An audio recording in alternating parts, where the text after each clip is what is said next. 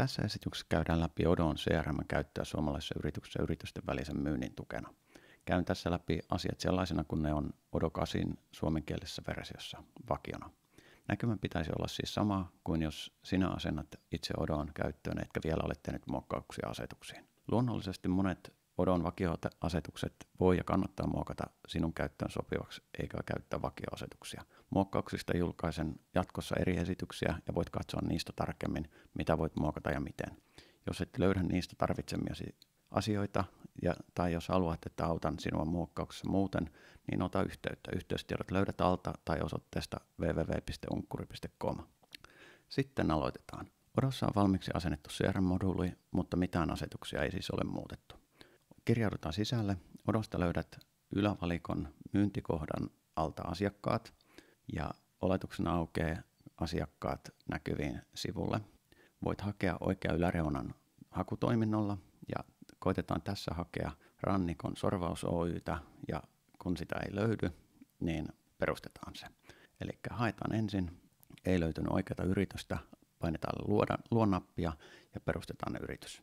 Syötetään ensin yrityksen tiedot, sen jälkeen yhteyshenkilöiden tiedot. Oletetaan, että sinä olet myyjänä soittamassa uudelle asiakkaalle Rannikon Sorvaus Oy ja siellä tavoittelemassa toimitusjohtaja Raija Rannikkoa ja myyntijohtaja Ville Vauhtia. Olet nähnyt Raijan yrittäjien tapahtumassa ja kuullut, että heillä on suunnitteilla myynnin kehittämistä ja olet luvannut soittaa hänen kertomalle yhteyshenkilölle eli Villelle ja sopia tarkemmin siitä. Eli syötetään yrityksen tiedot, merkataan, että tämä on yritys ja sen jälkeen kun on syötetty yrityksen tiedot, niin voidaan luoda yhteyshenkilöt, eli luodaan Raija ja Raijan tiedot ja sitten sen jälkeen luodaan Villen tiedot.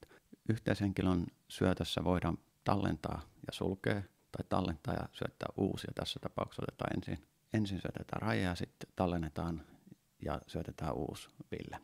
Hyvä. Sen jälkeen kun yhteyshenkilöt on saatu syötettyä, niin me löydetään hauilla tämä asiakas ja nyt me voidaan syöttää seuraavaksi, mitä ollaan keskusteltu asiakkaan kanssa, eli syötetään ensin Raijalle tapahtuma ja kirjoitetaan sinne muistiin, mitä on juteltu asiakkaan kanssa.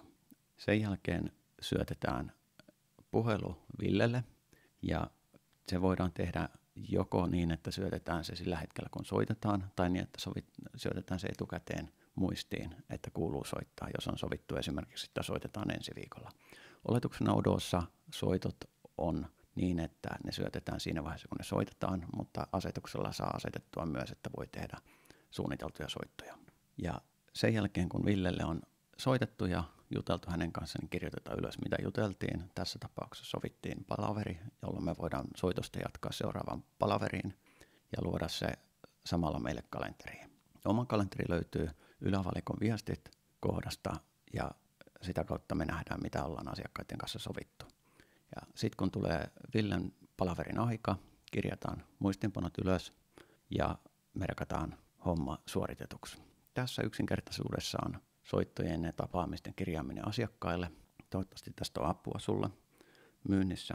Ja jos sä haluat nähdä lisää, miten Odota voi käyttää liiketoiminnassa, niin lisää videoita tulee Unkkurin kanavalla YouTubessa. Löydät Unkkurin sivuilta unkkuri.com. Kiitoksia.